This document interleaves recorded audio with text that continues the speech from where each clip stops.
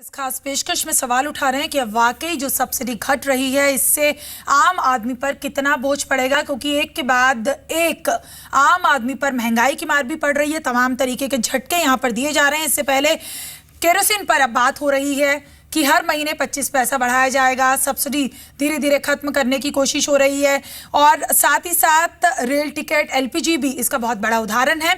आलोक शर्मा जी से बात करने की एक बार फिर कोशिश करते हैं। आलोक जी, अब आप हमें सुन पा रहे हैं क्या? जी मैं सुन पा रहा हूँ। जी, अपनी प्रतिक्रिया दीजिए। सरकार के इस कदम को किस तरीके से देख रहे हैं? देखिए, मैं समझता हूँ सरकार जब से आई है कहीं ना कहीं गरीब आदमियों की जेब से किस तरह से पैसा निकाला जाए इसी जुगत में लगी हुई है। आप देखिए किस तरह से पेट्रोलियम के प्राइसेस अगर इंटरनेशनल मार्केट में $30 तक पहुंच गए, उसके बावजूद 15 बार के करीब एक्साइज ड्यूटी बढ़ाई गई, जनता को कहीं फायदा नहीं पहुंचा। जिस तरह से आज एलपीजी पर किया गया है, एक तरफ कहते हैं कि साहब डिमांड घट रही है, पता नहीं अफ्रीका के देशों के भारतीय जनता पार्टी के प्रवक्ता महोदय उदाहरण दे रहे हैं, लेकिन इनको शायद पता होना चाहिए अगर किसी चीज की डिमांड घटती है तो प्राइस गिरने चाहिए, बढ़ने नहीं चाहिए। अगर डिमांड घट रही है तो प्राइस भी घटना चाहिए। आप दूसरी तरफ जिस तरह के उदाहरण दे रहे हैं कि आप किस तरह से केरोसिन ऑयल को सौर ऊर्जा से तुलना कर रहे हैं, बहुत ही दुखद है। केरोसिन ऑयल गरीब की रोजी रोटी का कहीं ना कहीं सहारा बनता है, जबकि सौर ऊर्जा आज भी सबसे जो महंगे सोर्स ऑफ प्रोडक्शन है एनर्जी सेक्टर के, उनमें से सौर ऊर्जा एक आता है।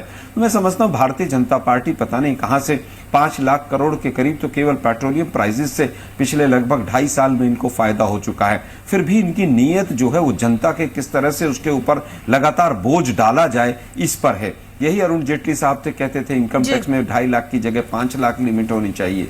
3 बजट प्रस्तुत कर चुके, कुछ नहीं किया। यही वो अरुण जेटली साहब हैं जो महंगाई की तख्तियां लटकाकर वहां पर पार्लियामेंट के बाहर धरना देते थे। लेकिन आज आलोक जी, चलिए ये तमाम जो बातें कही हैं इसका जवाब, टिकट 5 रुपए का 10 रुपए कर दिया, मतलब 100% रेलवे का प्लेटफॉर्म टिकट तक बढ़ा दिया।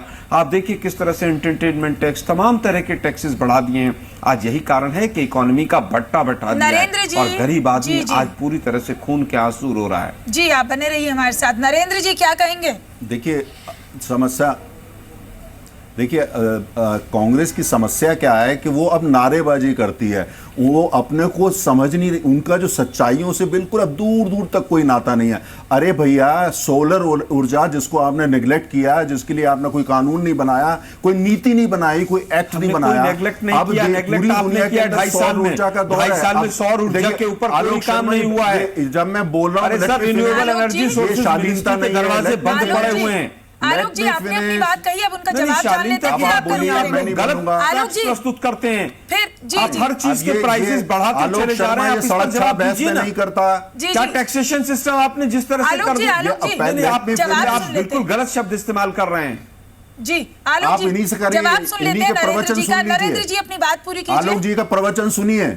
जी हाँ, अगर ये बीच में बोलेंगे तो मैं चुप हो जाऊंगा, क्योंकि मुझे प्रवचन का सुनने का कोई शौक नहीं है। कांग्रेस के प्रवचन नहीं सुनने। अच्छा, मेरा ये कह रहे थे कि अब ऊर्जा में पूरे वर्ल्ड में जो ट्रेंड है, बीजेपी से भी प्रवचन नहीं सुनने। ट्रेंड आजकल ये है कि जो रिन्यूएबल एनर्जी है और सौर ऊर्जा है उसको बढ़ोतरी दी जा रही है। जो फॉसिल फ्यूल है, केरोसिन फॉसिल फ्यूल है, आलोक शर्मा जी को शायद ये पता नहीं है, ये फॉसिल फ्यूल का जमाना जा रहा है, अब नई ऊर्जा का जमाना है जिसमें सौर ऊर्जा। वही लोग जो पहले केरोसिन यूज करते थे उन्हीं को अब सौर ऊर्जा प्रदान कर दिया पूरे विश्व का।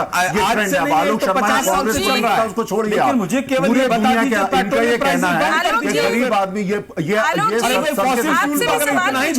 सरकार है जिसने सौर ऊर्जा को नेग्लेक्ट किया। ये वो सरकार है जिसने कभी रिन्यूएबल एनर्जी पे को फोकस नहीं किया। इन्होंने रिन्यूएबल एनर्जी को नेग्लेक्ट किया, उसी का नतीजा हम दुनिया में पीछे हो गए। अब ये रहते पुराने जमाने के लोग हैं, पुरानी सोच है, ये सब इनको पता ही नहीं नहीं क्या क्या चीजें आ गई, एनर्जी में कितने डेवलपमेंट हो गए। केरोसिन का जमाना जा रहा है, रिन्यूएबल एनर्जी का आ रहा है। वो आदमी जो केरोसिन से अपनी आंखें स्वास्थ्य खराब कर रहे थे, हम इनको सौर ऊर्जा दे रहे हैं, इनको तकलीफ हो रही है। ये कह रहे हैं सौर ऊर्जा क्यों दे रहे हैं आप, एलपीजी क्यों दे रहे हैं। ये देखिए, ये पूरे देश को पाषाण युग में ले जाना चाहते हैं आलोक शर्मा जी और इनकी पार्टी, और हम ऐसा होने नहीं देंगे। पाषाण युग में जाना है, ये पार्टी जाए, वैसे भी पार्टी खत्म हो गई है, पर दुनिया को हम आगे ले जाएंगे, भारत को आगे ले जाएंगे, रिन्यूएबल एनर्जी लाएंगे, नई भारत की अर्थव्यवस्था ऐसे सब्सिडी बार बार खत्म करने से हर चीज पर कितनी ज्यादा आगे बढ़ती है और आम आदमी को इससे कितनी राहत मिलती है। बहुत शुक्रिया आप सभी खास मेहमानों का इस चर्चा में जुड़ने के लिए।